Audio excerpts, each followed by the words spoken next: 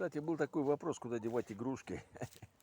Куда их не девать, все равно дети приходят и начинают играть.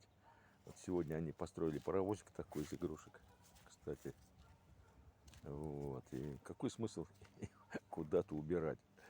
Это опять же, считай, пиши объявление, оно не сбудется, как и все остальное, которое мы законы не выполняем.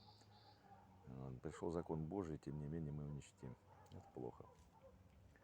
Как-то так. Вот. Поэтому пускай все это дело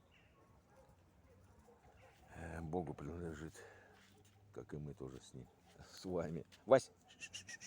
Вот он, красавчик мой, иди скорее сюда. Иди скорее. Артист мой маленький. Он не просто собака, он хороший друг. А решать вопросы по поводу, куда убрать игрушки, это, извините, по-моему, все это какая-то непонятная штука. Мы сами грешники до последнего и не знаем, куда употребить свои слова, свою душу, свое сердце.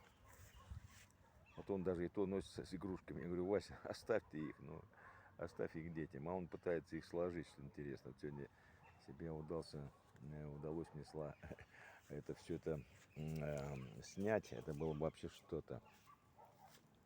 Хотя это мне все-таки удастся снять по-любому. Сегодня забыл я утром отдать мешок с мусором.